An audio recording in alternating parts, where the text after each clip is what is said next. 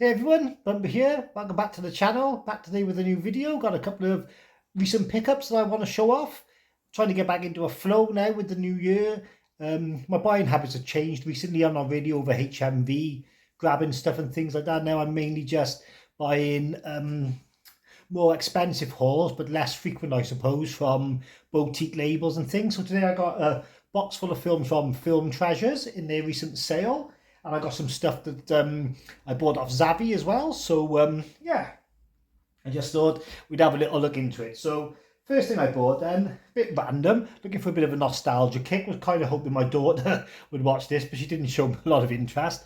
But this is a media book of the Care Bears movies from the 80s. Okay, so I wasn't a big fan of the Care Bears. I didn't have toys or anything or watch them regular, but I always remember this film. This film was really popular. I used to rent it all the time in the video shop. I always remember the Lion one. Lionheart, I think his name was. So this is from Cape Light. They're a German company, but they started doing a few media books in the UK. They got Bloodsport that I'm going to get soon, Quigley Down Under that I'm not really that interested in, and the new war film, the German war film that they've done on Netflix. I can't think what it's called now. That's a nice one, so I might get it. But yeah, this is a nostalgia hit for me. Like I said, I used to rent this all the time. So lovely inside as well with the disc. And then for a change, all the writing's in English, because it's a German company, Cape Light, but a UK release. So you can't fault that at all. And then, like I said, I sat down and managed to blag my daughter and my missus into watching it. Like, my missus kind of remembered it, but they couldn't get into it. We didn't have it on long before they wanted to turn it off. The intro music was a bit cheesy, I gotta be fair. And then you get the DVD there as well. And then there's some of the I don't know, voice talent and stuff. If you want to recognise it, if you do recognise it from when you were younger, I always remember this witch, like, so must be some, well, they always were mine back in this days. They always did have a bit of a dark undercurrent, didn't they, the kids' films? So yeah, so that's the first one then, a media book for Care Bears the movie. Okay, and then from my buddies over at Film Treasures, they've done a lovely release of the Video Nasty Mausoleum, okay? Category 2 or 3, not one of the main ones, but a great release. Look at the artwork on that. Banging. So you couldn't get this on American releases or American labels like Vinegar Syndrome. But always try and support the British labels when you can. And fortunately, I didn't already own this movie, so you get all the whistles and bells with this one. It's a fairly good price as well. I think it's only about like 20 quid or whatever. So you get the booklet. The pages are really nice as well. They feel like nice photograph paper. Plenty of stuff going on in there. All about the practical effects and all. Exactly what you want. Art cards, but bigger than the norm, and double-sided pictures on them as well. And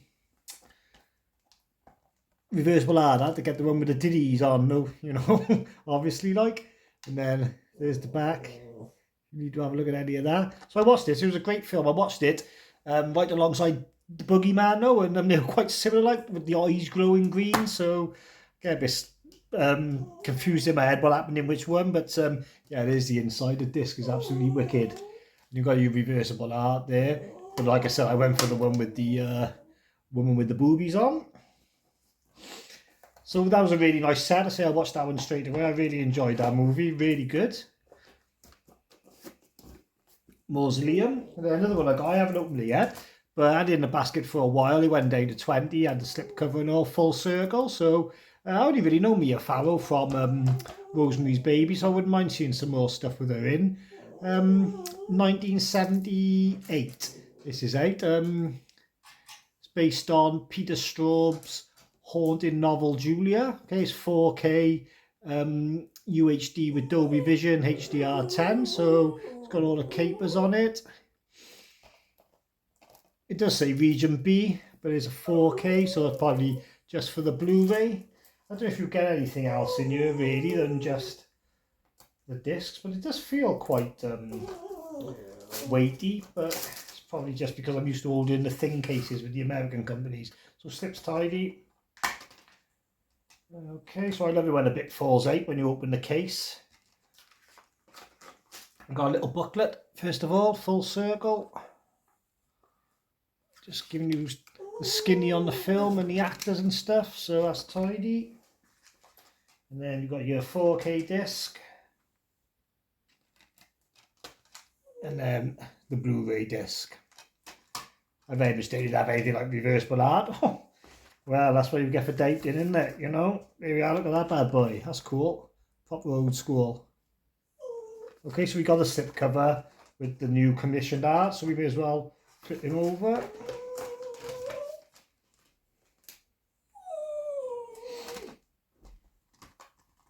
Okay, that looks really good. So I'm happy with our purchase.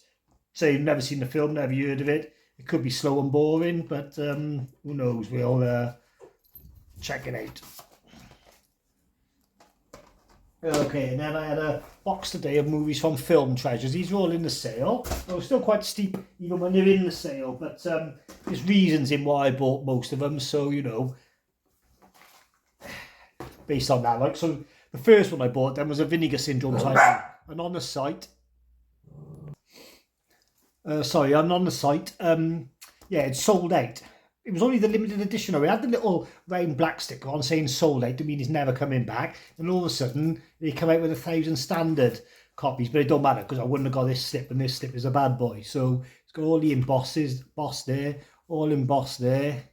It's got like this sort of old school carnival, like 1930s type feel, like Cuphead the game, if you've ever played that. I love that sort of stuff. And then there's your VS label. So it's a VSL, so it's number 2 in the VSL label, the VS Labs. I can't think what number 1 is. It could be Karuku maybe. But I think this is the only one I got from the labs, to be honest. But yeah, like I said, it was sold out. So I grabbed it from, when I seen it was on Film Treasures, and they had a couple in stock. It was a no-brainer, really. This is an anthology movie. Okay, it's from 1943. It is region locked. It's black and white. It says a trilogy of tales of love and death. Love and death. So I don't know if you recognise any of the names in it. It's 2 years before Dead of Night, which Dead of Night is like classed as one of the first horror anthology movies. So yeah, I'm glad to get this one then with the slipcover as well, because you know, unless they do a Vinegar Syndrome Media Club repress for points, you won't get that again now. So that's going to go in my Vinegar Syndrome collection. Lovely jubbly. All right. Then another one I grabbed, I tell you what actually, okay, sorry about that, but yeah, I got this from Severin. This is called Action Mutante, okay, so it's directed by Alex de la Iglesias, okay, this is a 4K, I don't really know what it's about, but the reason I got it is because I got the other 2 4Ks by the same director, released by Severin. So there's Perdita Durango, with Rosie Perez and Javier Bardem. Fucking weird movie this is. I couldn't get through it the first time. It was just strange, but not strange in a good way. Like, but it's wicked, the artwork and all. I thought this was going to be the best film ever when I seen the way it was advertised. You might recognise that image from the video shop days. It's funny, Rosie Perez in it, but she don't speak with a chipmunk voice. She speaks with a normal voice. It always makes you wonder why she just didn't act like that for the rest of her films. But maybe it was a gimmick that they thought worked. Then this is the other one, Day of the Beast. So they're like a trilogy, even though they're not really related story-wise. Like I think that was American language, Perdita Durango, although there might be some subtitle stuff in it, but this is definitely Spanish. And then this is the third one they released then, Severin. This is Action Mutante. So I haven't ordered from Severin for a long time. I do want to put a big order in very soon for all the new stuff they've done, but I grabbed this one off Film Treasures because I did want to finish the trilogy, really. So we just open him up and have a little look. So, I mean, it's got a multi-region side, but then it is a 4K, so you'd expect that. I don't know if that will focus or not with my ugly mug in front. Maybe that did, who knows. And then you've got your 2 discs inside. And then has it got reversible artwork? No, it hasn't. So you've got this artwork here, which is really cool one, I've got to be fair. Slide that back in there. And that's that one. So yeah, looking forward to watching that one. I'll have to do a bit of a binge on that because I haven't seen Day of the Beast yet. I say I haven't seen it. I watched it on Shudder years ago when it started streaming. It was really good. This film I've been waiting to see for a long time. It always seems to elude me. Can never find it on streaming. But it's the Japanese remake of Cube. So if you remember Cube, the sci-fi thriller directed by, is his name Vincenzo Natali? He went on to do Splice under the guidance of Guillermo del Toro. So anyway, that was a wicked film, Cube. Everyone used to love that in the 90s. And so this is a Japanese remake that's come out. So you've got red on the slipcover, then that's offset by the blue. So that's really cool. It's got a satellite vinegar syndrome on the bottom. So it is region locked to A, but that's okay because I've got the multi-region player. Yeah, Vincenzo Natali is doing an interview on here. He's the original Cube director. So, you know, 1997 that one was made, the old one we used to watch. This is from 2021, but it has been difficult to get a hold of. It was on the shelf for a while at the studio, I think. But yeah, so I'm really looking forward to this. So I'm probably going to watch this tonight because... I've just been gagging to watch it. I was speaking to someone on Instagram the other day, my mate Gary Johns, and saying, I just can't wait to get it. And then lo and behold, it was in the sale a day later. So I was like, this is destiny. Although I tell you what's not destiny is me ever getting this cellophane off. My dog's scratching my bloody leg because she wants some attention. Can never just sit down and make a video in this house. I've got to be fair. There's always a challenge to overcome. Alright, so it's just the one disc, but it's got wicked artwork inside as well. So yeah, I'm really psyched, as they would say in America, to watch this. It's been on my radar a long time, so I really hope it's good. I hope it's not full of CGI, man. We've got a bit of practical effects going on in there. And then my final one, I got this because I'm doing the thing with Trev, the video nasties are 39, so anytime I can grab them, I will. And this is from Massacre Video, Toxic Zombies, or known in some places as Forest of Fear, I think. Alright, so yeah, so this is on the region one. This is on the section 1 video nasty list. It's only a cheapy movie from 1980. It's only on for 88 minutes. You can see the back there if you want to have a look. Is there a region on there? I imagine it's region A, but it might not. It doesn't. I can't see the region on there, so I don't know.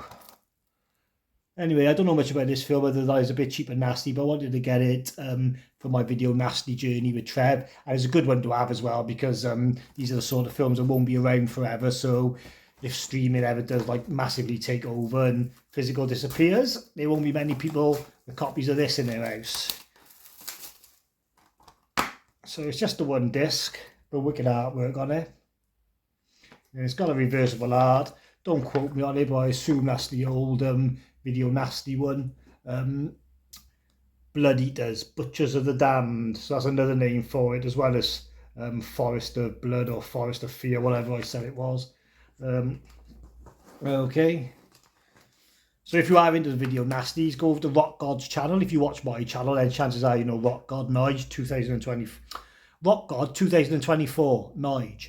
He's just done basically what's about 5 hours worth of content across 4 videos, just going through all the section 1 video nasties. He shows you all his physical copies, but he tells you about them as well, so it's really good if you like the nasty stuff. I'll try and leave a link. I'm shit at that, but I think I know how to do it. Anyway, so that's Toxic Zombies. So yeah, so they're all my pickups now. Like I said, I'm going to start doing stuff a bit more regular, do a monthly pickup video, do a monthly watch video, and just get myself back out there a bit more now. You know, everyone's New Year's resolution, that isn't it? Who creates content. Anyway, I've been Bumper. I'll stop waffling. I'll catch you soon.